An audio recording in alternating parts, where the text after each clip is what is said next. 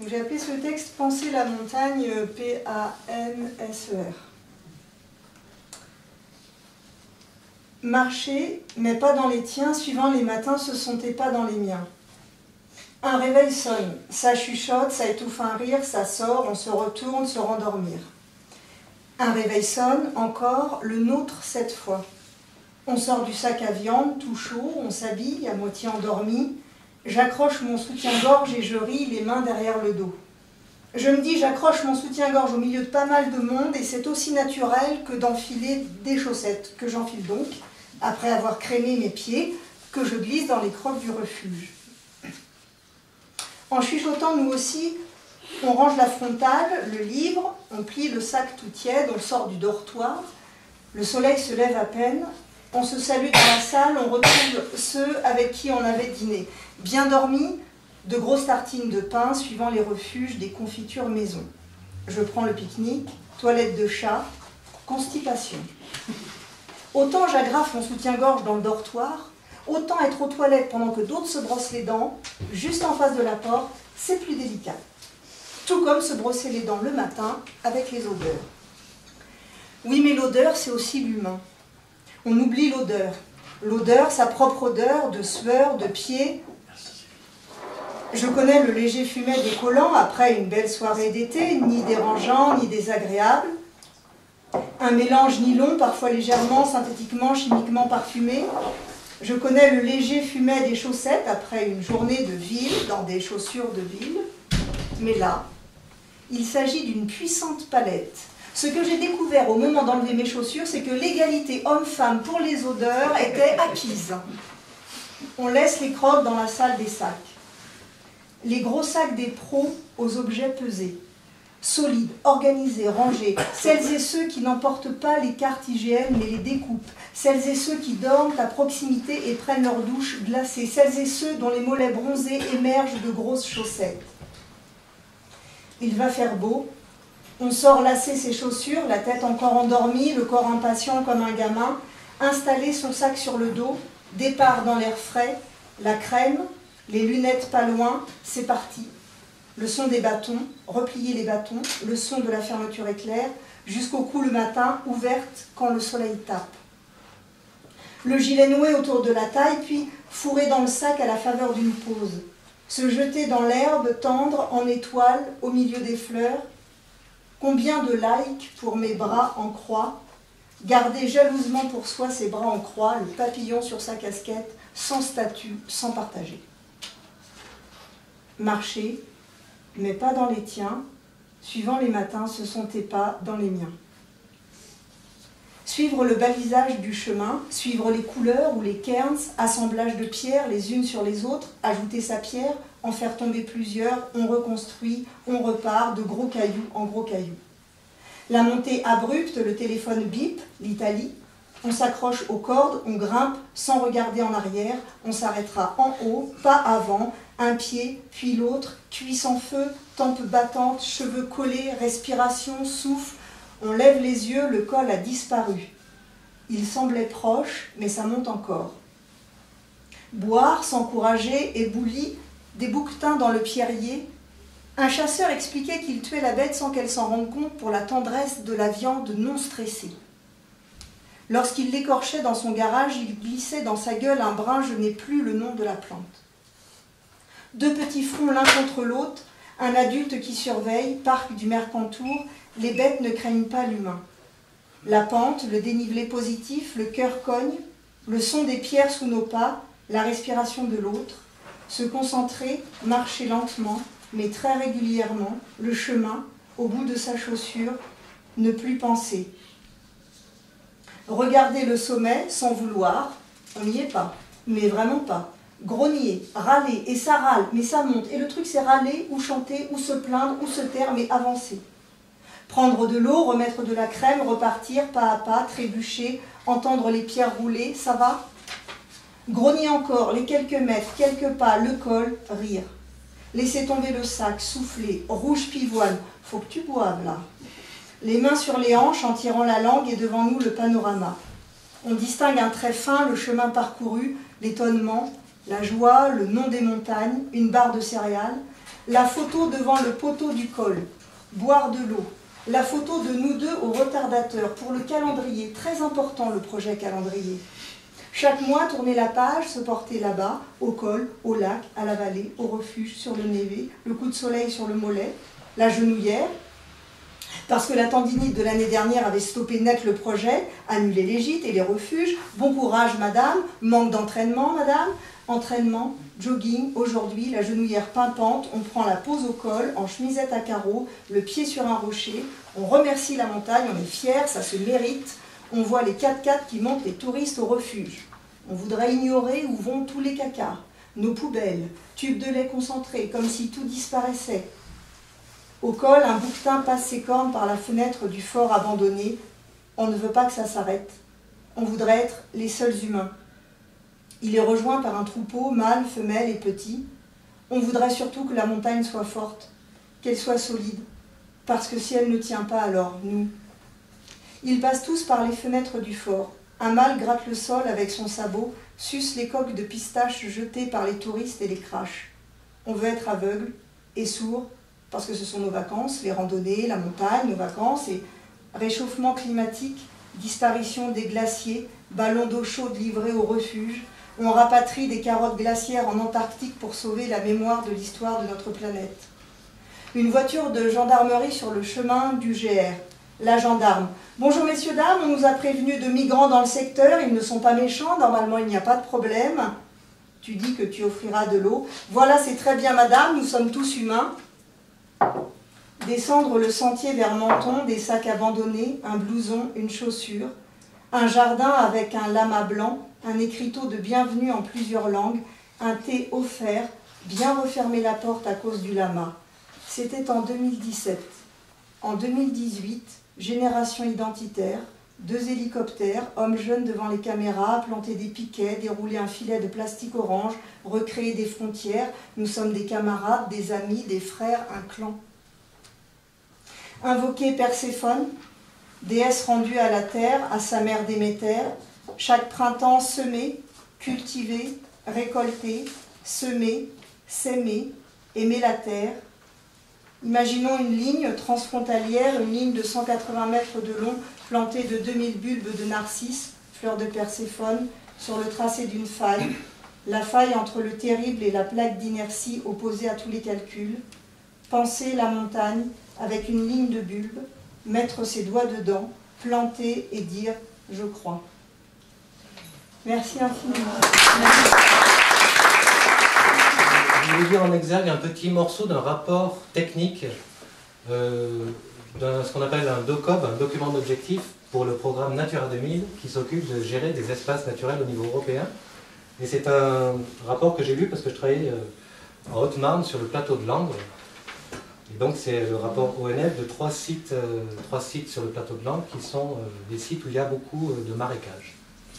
Et je vais lire un petit extrait en premier parce que vous allez voir qu'un scientifique peut parler nature aussi. Notre texte s'appelle « Le retour de la tourbière basse alcaline » et on l'a écrit comme une espèce de pantomime sans acteur. Alors d'abord c'est l'exemple. Il se dégage des marées des notions d'atemporalité et d'immuabilité qui induisent une certaine déconnexion. Un peu hors du temps, il semble obéir à une autre mécanique temporelle. La certaine virginité qui émane de ces paysages naturels et harmonieux leur confère un équilibre serein, une ambiance douce et paisible. Le visiteur se sent découvreur, voire intrus. Ce milieu n'est de toute évidence pas celui des hommes. Pour autant, il respire la vie. L'eau omniprésente impose sa symbolique et anime avec les animaux ce théâtre de verdure. Mais les sentiments perçus dans les marées sont ambivalents. À la sérénité se conjugue aussi le mystère, le mythe. Pourquoi la forêt, si présente tout autour, ne s'aventure-t-elle pas sur ces terres? Une ambiance lourde et secrète peut alors être perçue. L'aube ou le crépuscule stimule l'imagination et l'esprit trouve alors en ce milieu troublant le décor et la scène idéaux des sorcières et autres êtres fabuleux des contes pour enfants. L'allégorie de l'alchimie, si chère aux hommes, se retrouve au niveau des sources où l'eau enrobe imperceptiblement les plantes pour les pétrifier. C'est donc un rapport technique de description d'un espace naturel dans le cadre d'un programme européen Natura 2000, etc., dans lequel des techniciens sont donc financés. Alors, Scène 1, l'habitat et l'habitant. La scène se passe sur le terrain, comme dans la détente d'un accumulateur. Il est en fonction depuis la nuit des temps. L'habitat. On m'appelle Cariccion d'Avalianei. Ce barbarisme grammatical latin vient de carex, lèche en latin, et de davaliana, de daval, en latin aussi. Ça n'explique pas tout. La lèche est une plante, un genre de plante, avec de très nombreuses espèces, généralement proches des milieux humides, mais pas seulement. Plantes qui ressemblent un peu aux graminées, c'est-à-dire aux herbes, c'est-à-dire des plantes qui n'ont pas vraiment de fleurs, qu'on ne voit pas bien. Daval est un botaniste britannique du XVIIIe siècle, auquel le botaniste britannique du XVIIIe siècle, Smith, a dédié la plante. Le mot lèche viendrait peut-être d'une manière un peu rapide de dire carex. Carex, carèche, carèche, lèche, neige, lèche, de même sens. On peut dire lèche pour carex, mais on pourrait dire aussi caresse. Même si bien souvent les lèches aux feuilles scabres, aux dents rétorses, ne sont pas très agréables au toucher. L'habitant. C'est pas toujours agréable, il faut dire, pour un habitant que d'habiter à proximité du Cariccion d'Avalianei. D'abord parce qu'il se perd dans les détails, ensuite parce qu'il nous perd, nous les habitants, dans ces détails.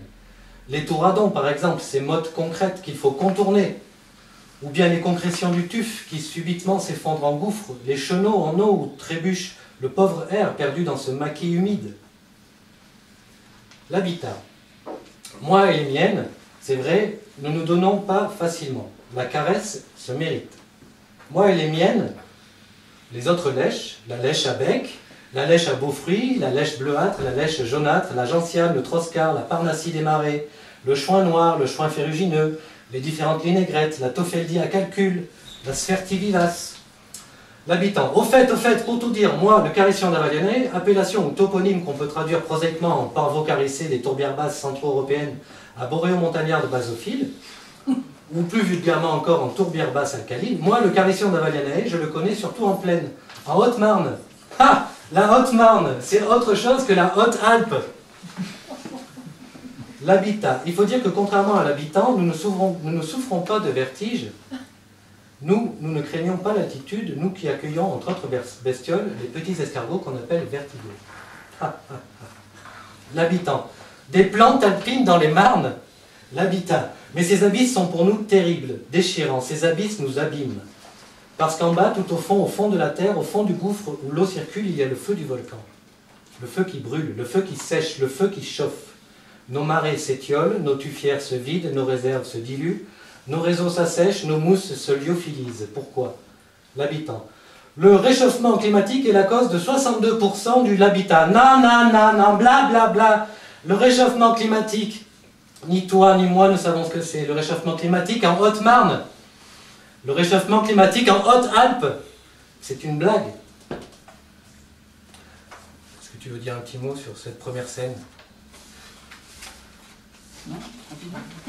Scène 2. Scène 2, il n'y a plus personne. La temporalité, l'immuabilité, la déconnexion du rapport ONF. Et puis quoi encore? Le nirvana. Les marais où on peut trouver le Cariccion d'Avalianei, c'est-à-dire les marais à Carex d'Avaliana, habitat à nous deux très cher, de par sa beauté, c'est-à-dire sa singularité, la cohérence de son propos, c'est-à-dire la constance de sa forme, sont dépourvus d'hommes, généralement hostiles à la plupart. Ne prouve rien le fait que par le plus grand des hasards, quelques chasseurs inspirés, le chasseur-cueilleur, le naturaliste, s'émeuvent du blond automnal des lèches, des constellations, des rosées, des imbrications du givre, foutaise, nièce bilvesée, sornette de poète, il n'y a personne. Il n'y a jamais eu personne. Il n'y aura bientôt plus personne. Vertigo angustior, l'escargot, Svertia perennis, la plante, Cariccion d'Avalianei, l'habitat où les deux existent depuis toujours et sauf à ce qu'ils meurent, existeront toujours. Ce ne sont pas quelques pichenettes de carbone, quelques chiquenotes de méthane qui vont subitement changer les choses. Quelle arrogance, mais quel orgueil, mais quelle haute estime de soi. Scène 3. Il y a encore moins personne. Le soir tombe, on n'entend plus rien que le gargouillis de la source tufeuse du marais. Une brume que celui-ci exhale voile et dévoile à tour de rôle un groupe de grands mammifères. Chevreuils ou sangliers, ou chamois ou bouquetins. Difficile à dire, et c'est un barbotage incessant qui s'entend alors et inquiétant. Soudain s'envole à force de tire-d'aile une forme sombre qu'on décrira comme un oiseau. Il n'y a plus de promeneurs égarés, de chasseurs inspirés ou de naturalistes concernés. Il ne reste que la vie immuable, intemporelle du marais. Le soleil disparaît vite derrière les barrières des montagnes, les frondaisons des arbres, et le froid immémorial revient, souverain. Dans la Marne ou l'Alpe, le temps est d'une autre consistance. Il est géologique, il échappe à l'anthropocène. Bien sûr, il est probable que pour la plupart des êtres présents à l'heure où nous vous parlons sur cette terre, la grande majorité sera menacée par les exactions humaines. Celles-ci ne ressortissent souvent que d'une seule hubris, l'appât du gain. Et la principale cause de ces exactions reste et restera le capitalisme dans sa forme la plus sauvage, archaïque et philosophiquement médiocre, le néolibéralisme financiarisé. Bien sûr, il y aura encore des rapports accablants, des études alarmantes, des naturalistes, des botanistes, des malacologues consternés, des randonneurs, des chasseurs-cueilleurs, et très certainement il y aura de courageuses prises de décision, des engagements forts, des signatures, des militances alternatives, des apéros, des zones à défendre, des coups d'éclat, des happenings féministes. Il y aura encore des malacologues, des botanistes, des naturalistes, mais ce sera trop tard. Car il est déjà trop tard, et il n'y aura personne, car il n'y a jamais eu personne. Tout ceci est un épiphénomène. Tout ceci n'aura été qu'un rêve. Le monde disparaîtra lorsque le rêveur se réveillera. Tout ensemble naturel est le fruit de ceux qui le rêvent. Tous les mots qui désignent les choses du monde sont vides. Il n'y a pas de mot pour Carission d'Avalianae. Il n'y a pas de mot pour Ligny.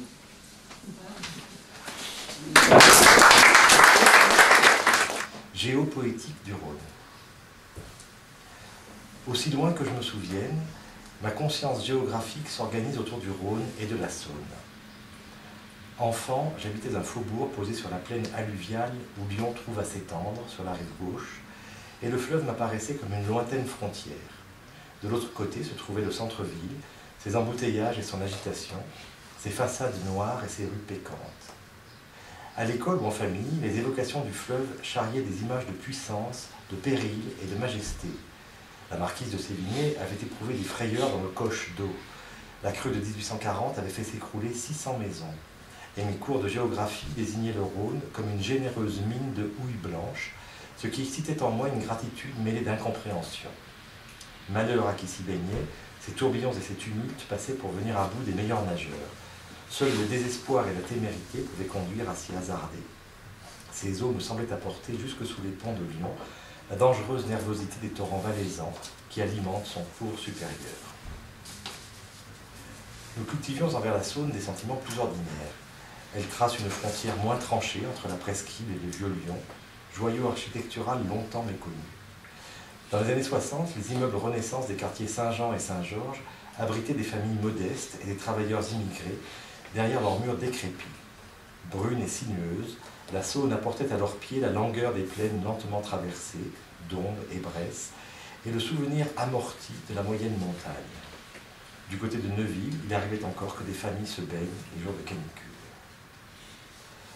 Adulte, habitant plus près du Rhône, je me suis familiarisé avec la trouée de lumière et de vent qui donne à la ville son souffle. J'aime les eaux changeantes du fleuve, un jour limoneuses, vertes le lendemain. Leur scintillement noir au plus creux de la nuit, leur turbulence emportant des troncs et des branchages au décours des orages, leur placidité de lac au gros de l'été, leurs vagues rebroussées à contre-courant par le vent du sud. Mais plus que tout, j'aime cette permanence liquide nourrissant des rêveries d'abondance, de fertilité, de contre-pouvoir à l'aridité. Les rivières que l'été assèche font lever en moi de l'inquiétude. Je vois dans les craquelures de vases à ciel ouvert et les îlots de roseaux les prémices d'une soif taraudante, d'un stress hydrique potentiellement fatal. Garonne épuisée par le cagnard toulousain, Loire serpentant entre ses bancs de sable estivaux, Guadalquivir atone de juin à septembre, tous me font savourer ma chance de vivre au bord d'un fleuve régulier, assuré d'arriver à la mer. Le Zayande des Rudes, qui arrose Ispahan, coule sous un majestueux pont comptant 33 piliers et 2 niveaux d'arcades superposés. Mais sous ses allures de rivière abondante, il roule un débit moyen d'une quarantaine de mètres cubes à la seconde, moins que la Loue ou la Vilaine, et se perd à l'aval de la ville dans un lac saisonnier profond en moyenne d'1 mètre. Beaucoup plus impressionnant, l'Okavango parcourt 1800 km entre l'Angola et le Botswana, où, affaibli par l'évaporation, il se termine en marais, adoptant la forme d'un delta. Surexploité et mal exploité, le gigantesque fleuve Colorado ne réussit plus à atteindre son embouchure en toute saison. La rassurante permanence du Rhône ne fait jamais oublier que les cours d'eau sont fragiles, hélas, comme les êtres. Rue Basse-Combalo, dans le quartier lyonnais de la Guillotière, on marche à peine plus haut que la surface du fleuve. Longtemps, la rive est restée inondable et l'endroit inconstructible. André Combalo, 1770-1841, propriétaire du marais s'étendant au débouché du pont, a fait élever une digue à laquelle on accède par une vingtaine de marches. L'assèchement des terres a permis l'urbanisation d'un quartier qu'il est devenu impossible d'imaginer englouti. Mais qu'un épisode pluvieux accompagne la fonte des neiges, très vite le fleuve recouvre ses berges et commence à monter le long des enrochements qui le bordent. Il faut alors ouvrir les vannes en amont de la ville et sacrifier la plaine du bouchage. Au nom de la tranquillité urbaine, les habitants de Saint-Benoît, de Brangue ou d'Évieux maudissent alors les citadins depuis le vaste lac d'où émergent leurs maisons et leurs pommiers. À l'amont immédiat du pont de l'université, un fléchage au sol indique vers le sud la mer, 310,5 km, dans l'autre sens, la source, 499,5 km, soit un total de 810 km. Les atlas donnent en général 812. Dans les deux cas, il s'agit d'une fiction, reposant d'une part sur la définition conventionnelle du point source et de la ligne d'embouchure, d'autre part sur la mesure théorique de la ligne médiane du cours d'eau, ce qui suppose une définition arbitraire du tracé des rives, par endroits dessinés à l'emporte-pièce, par d'autres marécageuses, et le choix du bras considéré lorsque le fleuve en sert une île. Outre que les saisons modifient ces données, même si les berges suivent une ligne claire, chaque méandre oblige à des approximations définies par un stratagème géométrique, la triangulation de Delaunay. Dans le cas du Rhône, la traversée du Léman complique singulièrement l'opération. La rumeur prétend que, vu d'avion, le cours du fleuve se repère dans les eaux du lac. On peut en douter, on doit même en douter. Et bien malin qui pourrait déterminer entre Port-Valais et Genève les points équidistants des deux bords. Ce qui donne au fléchage la saveur d'une fantaisie mathématique, bien qu'on la prenne comme une vérité d'évangile sur les bancs de l'école primaire. Muni d'un matériel de lancer rudimentaire, un pêcheur bataillait récemment avec une grosse prise à l'aplomb du pont Gallieni. Très vite, un petit groupe de badauds se forma autour de cet homme, un trentenaire buriné et trop concentré sur son combat pour répondre aux questions ou faire taire les curieux. À une trentaine de mètres de la berge, un éclat de lumière surgissait par moments dans des gerbes d'éclaboussures avant de replonger pour réapparaître ailleurs. Canne tordue, fil tendu à se rompre, le pêcheur amenait patiemment sa proie à coups de moulinet prudent. Mètre par mètre, le poisson approchait du parement de pierre jusqu'à se trouver à portée d'épuisette. Un brochet d'une soixantaine de centimètres de long, très peu enclin à mourir, et qu'il fallut assommer d'un coup de bâton. Fou de joie, l'homme prononça quelques mots de victoire dans une langue que je n'ai pas reconnue, et décampa sans même prendre le temps de décrocher son hameçon. Selon toute vraisemblance, il s'agissait d'un migrant fier d'apporter à sa famille un repas plus copieux que d'ordinaire, ignorant qu'il est interdit de consommer la pêche du fleuve polluée au pyralène, ou passant outre parce que ventre affamé n'a pas d'oreille.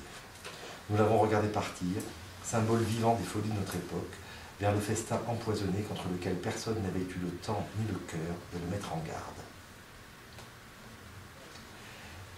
Même si le mot rhodanos, fluent, fournit une hypothèse étymologique solide au mot rhodanien, il me plaît de savoir que Rhône pourrait venir du celtique rhodan, tourner, d'un mélange d'indo-européen, rhode ou raid, couler, et d'un suffixe atone pré-latin, anus, du latin rivus, rivière, comme son cousin le Rhin, de l'association d'un préfixe intensif, ro, et d'un radical pré-celtique, dan ou danu, couler, qui le ferait cousin du Danube et du Don. Ces parentés accentuent pour moi son prestige de deuxième plus grand fleuve méditerranéen derrière le Nil, si l'on considère la mer Noire comme distincte. Et j'aime l'idée qu'il change de nom selon les contrées qu'il irrigue. À sa source, il s'appelle en valser der Rotu, puis en haut-valaisan der Rotten. Dans le Midi, il devient l'Orono en franco-provençal et l'eau rosée en occitan. En pleine nuit l'hiver dernier, comme les hautes eaux flottaient le bois que le vent leur avait confié, Mon ami Rémi Roche a surpris le spectacle étrange d'un héron perché sur un tronc d'arbre et traversant la ville à petite vitesse. Dès qu'il me l'eut raconté, l'image s'en grava en moi, presque dérangeante à force d'insistance. Était-ce la présence d'un oiseau sauvage au cœur de la cité? La chose n'a rien d'exceptionnel. L'image d'une bête en péril? Elle n'était assurément pas. L'impression d'un mauvais augure? La superstition ne m'entraîne pas jusque-là. Il m'a fallu le détour de l'introspection pour découvrir dans les replis du langage la fascination qu'avait provoquée en moi cette union inattendue, fugitive et presque secrète entre deux anagrammes.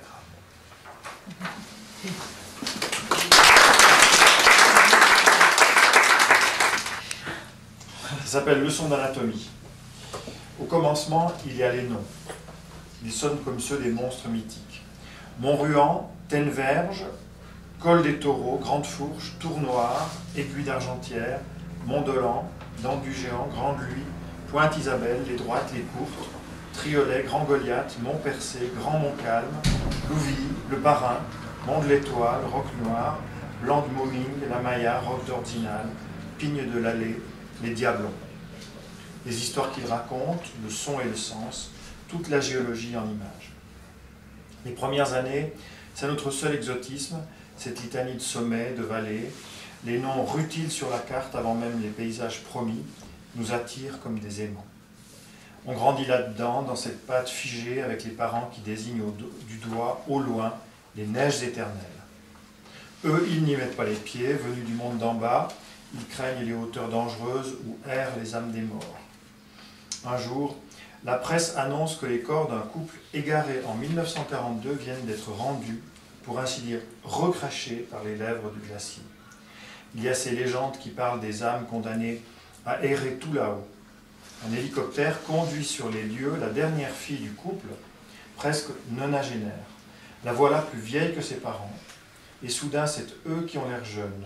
Elle se penche sur ce qui reste des corps, deux crânes comme lyophilisés, la peau séchée des momies, des bribes de tissu, deux bottines à clous et une bouteille de vin vide. Chacun ses astuces selon les climats. Le corps d'Alexandre le Grand a bien été conservé dans le miel. Le couple montait à l'alpage soigner ses bêtes, la tempête l'a saisi au milieu de la lande glaciaire. En été, les crevasses sont des gueules ouvertes, pauvres tombeaux, différés et peu fiables, et qui fond désormais, recule piteusement, laissant derrière lui des roches sèches et poussiéreuses. Bien plus tard, on monte vers ces fameuses neiges éternelles, plus très certains désormais de leur éternité. Vu d'en haut, c'est bombé, arqué, sur des centaines de kilomètres, une excroissance éclatée comme une croûte de pain. Toute la surface a craqué sous la pression, le gonflement de la pâte au four. Les lames de rochers se sont brisées les unes sur les autres dans un chaos inouï. Crevasses et rimets cachent fentes et failles. Le tout est servi en feuilleté et monté en crème, les Alpes. Des années durant, on a appris les neiges, les textures. C'est le biotope des bipèdes ahuris face au sommet. Comme les peuples des pôles, notre vocabulaire a bourgeonné pour décrire toutes les nuances du terrain. À l'aube, la neige tranchante qui crise sous le ski et s'écrase comme un biscuit. D'abord poudreuse, vaporeuse dans les premiers rayons du soleil, puis grasse et beurrée en fin de matinée des avrils. Revenue, passé midi, puis fondante, lourde, granulée enfin en fin de journée, une fois ressaisie par le froid. La masse énorme se donne des airs bombés, soufflés, tuilés. Elle forme des corniches et des vagues, empile 1000 pages, exhibe des fentes suspectes où s'entrevoit un bleu inhumain. Et puis, il faut les mots, comme avalanche, dont les racines se perdent carrément dans les millénaires, ou comme rimet de la famille de rictus, cette fente dans le visage. Peut-être est-ce pour cela qu'on dit gueule de baleine, ces béances dans le manteau neigeux au printemps lorsque la masse fondante, obèse, s'ouvre par endroits en forme de bouche, laissant voir l'herbe meurtrie. On a vécu les premières années dans la vallée, à l'ombre, au fond. Il fallait tout le temps lever les yeux pour un bout de ciel, sans comprendre la force qui s'exerçait par en dessous. Parfois un séisme, le déséquilibre des forces. Mère se figeait, faisait une rapide prière qui accompagnait la sirène des barrages. Il faudrait peut-être déguerpir, mais finalement non. Nous reprenions nos quartiers. D'un côté, les hommes avaient endigué le fleuve, ligoté dans l'étroite plaine. De l'autre, la montagne jaillissait à peu de distance de la maison, en un seul trait de 3000 mètres. Je regardais cette masse sombre qui bouchait le ciel, droit devant la maison, et je demandais, qu'est-ce qu'il y a de l'autre côté? Et père, sans me regarder, eh bien, c'est l'Amérique. À l'âge de l'école gratuite et obligatoire, les chanoines nous emmenèrent à la montagne, l'hiver. Ils parlaient d'une retraite spirituelle, cela méritait bien quelques cloques aux pieds et des mains glacées. Peu importait la neige et le froid, quelque chose nous y attendait. Les petits claquaient des dents, le prêtre guide faisait ses recommandations, nous progressions en colonne, très lentement sur un plateau neigeux. Il avait proclamé « Là-haut, je dirai la messe et le rocher me servira d'autel. » Mais surtout là-haut, plus près de toi mon Dieu, précisait-il, tout est si pur et nos pensées s'envolent.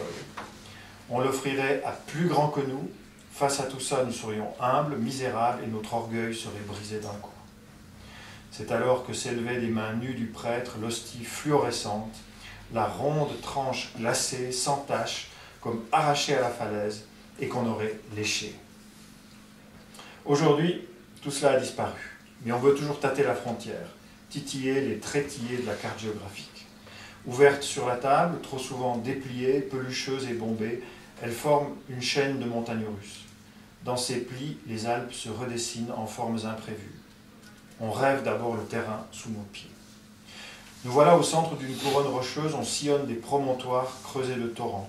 On tâte les reliefs de nos bâtons antennes, progressant lentement, remontant les méandres d'un petit ru, faisant le tour d'une crevasse, sondant le bleu chimique d'un gouffre au plus intime du glacier. Ces trous qui aspirent les marcheurs et les recrachent intacts, après des dizaines d'années. Nous venons d'arriver sur le col Malatra, ce nom d'inquiétude, et toute la chaîne primordiale reste muette. Elle se moque de notre présence temporaire, cela se voit. Fourmis tâtonnant sur ses flancs.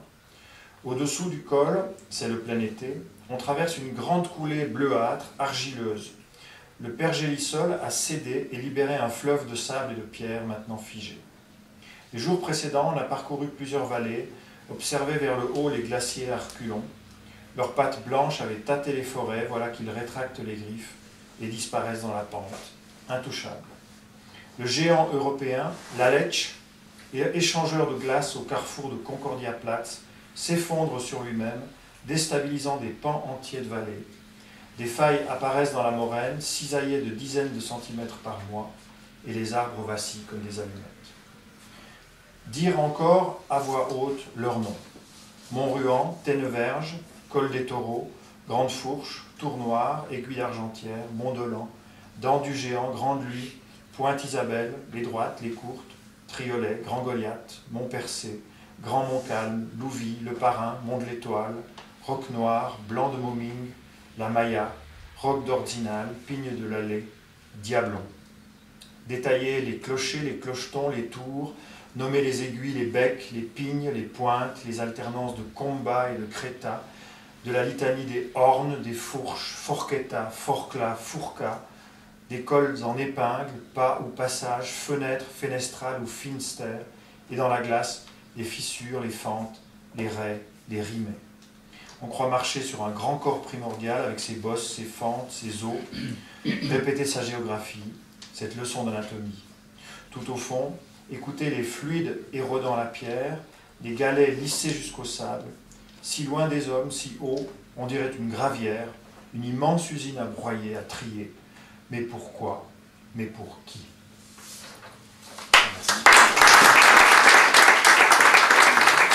L'assassinat des renoncules. Les pouvoirs de la littérature ne sont pas, à proprement parler, exorbitants. C'est une litote. On a pourtant des yeux pour voir, des jambes pour se promener, des mots pour raconter ce qu'on a vu et pour rapporter ce qui disparaît. La montagne a des lettres de noblesse qui semblaient la préserver d'une catastrophe. Depuis mon enfance, le Mont Blanc avait même gagné 3 mètres. Mais la vie n'est pas si simple, les montagnes se mettent à tomber. Éboulis, éboulements, écroulements, effondrements, etc., qui n'annoncent rien de bon. Il paraît aussi qu'une sérieuse menace plane sur les renoncules et les marmottes. Que les marmottes soient en danger m'attriste un peu. Elles ont une espérance de vie déjà réduite, 8 ans au mieux, dont 6 mois par an où elles hibernent grâce à leur cœur d'athlète qui bat à 5 pulsations à la minute. Mais si au Paléolithique on les trouvait déjà en Belgique, en compagnie des hippopotames, on peut quand même espérer qu'elles s'en sortiront. Le contraire serait contrariant. Les relevés des botanistes prouvent que les renoncules remontent la pente. Mais les rapports scientifiques nous préviennent très officiellement, et il n'y a rien à redire à ce constat, je cite, « Au-delà des sommets, il n'y a plus que le ciel ». Et personne, même pas Darwin, n'a vu les renoncules se doter d'ailes pour voler. Nos bons maîtres de l'école communale nous enseignaient qu'il fallait compter 1 degré centigrade en moins tous les 150 mètres d'altitude, 150 ou 165 mètres, on ne va pas chipoter. La géographie était une discipline merveilleuse, le relief et le climat variaient avec bienveillance, la neige tombait en cristaux. Quant au grand livre des oiseaux, il nous donnait la couleur de leurs plumes et leur vitesse. Aujourd'hui, c'est la vitesse astronomique de leur disparition qui étonne, au moins dans les plaines, alouettes, tourterelles, merles, pinsons, bientôt volatilisés comme le vanneau hirondelle ou le pigeon voyageur. Jamais je n'aurais imaginé qu'un jour les glaciers se rétractent à ce point que la meringue puisse s'évaporer. Puis, j'ai vu le Kilimandjaro quasi à sec, j'ai vu des images comparatives stupéfiantes, surtout à mon échelle.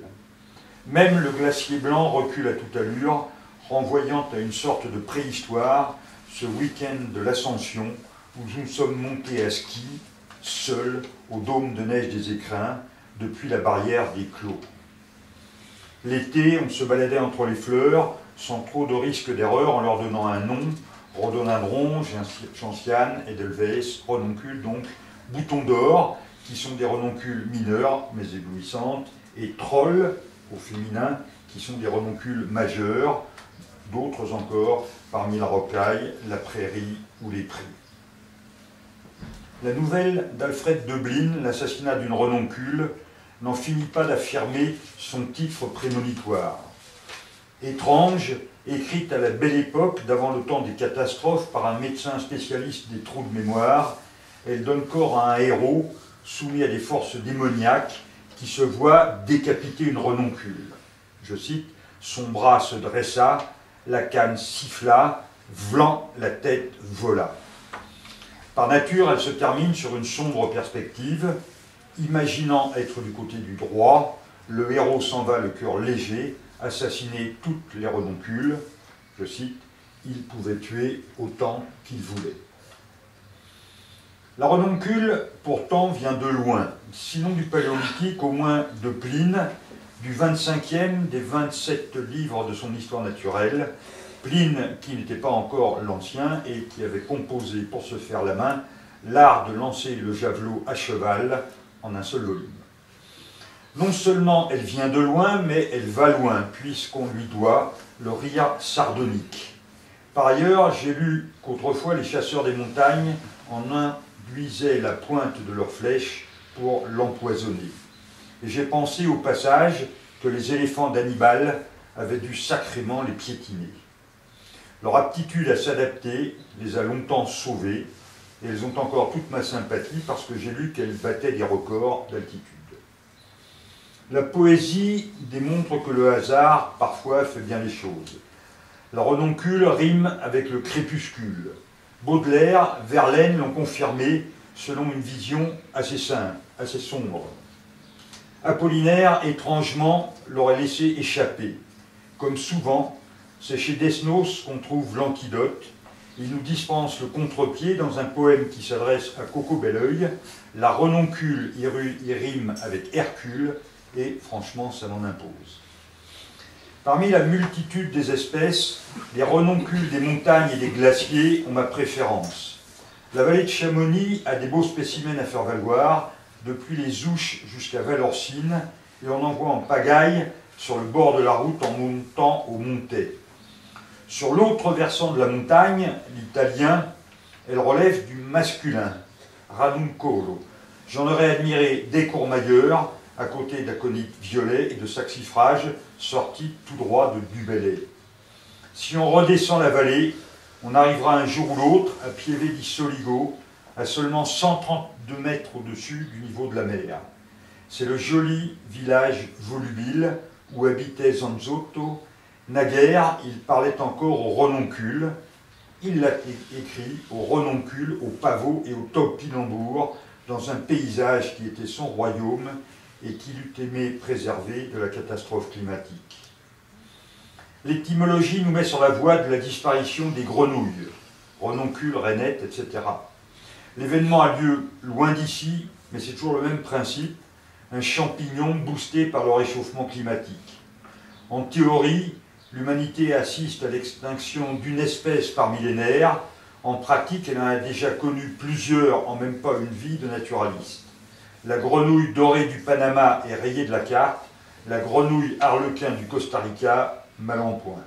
Quant à la grenouille rousse des Alpes, pour l'instant, elle est surtout menacée par le braconnage et par la recette des cuisses à l'ail. Une chère Pasternak disait si joliment que la neige n'allait pas tomber à l'envers. Elle restera aussi étincelante chez Tchekhov qu'à Wabata, Jack London. Raison de plus pour que mon sentiment soit très réservé sur la neige dite de culture et sur ses canons. Maintenant, j'aime mieux en appeler à notre bon vieil optimisme. Parmi les espèces qui résistent et s'adaptent, le pissenlit jaune tient la corde. C'est un bon grimpeur, doué pour l'ascension, grâce, dit-on, à ces petits parachutes qui font déjà rêver. Qu'on voit en lui un pionnier, la préfiguration de ce que serait un herbier au-delà de 3000, tant mieux. Ce bon vieux pissenlit, Apollinaire le préparait en salade à l'eau de Cologne, si j'en crois un de ses amis peintres. Il aurait encore de quoi enchanter les herboristes, les randonneurs et les mortels que nous sommes, prêts à le manger par la racine. À ce point, j'aimerais finir sur une note qui inclinerait à penser que rien, jamais, malgré tout, n'est désespéré. Dans une lettre à son frère, le 4 juin 1890, Van Gogh néglige le renoncule qu'il a badigeonné sur une petite toile avec des aloès et des roses blanches. Le lendemain, dans une lettre à sa sœur, il reprend à peu près les mêmes phrases, avec les mêmes mots, mais, miracle, le bouquet de renoncule, oublié le mercredi, a réapparu le jeudi.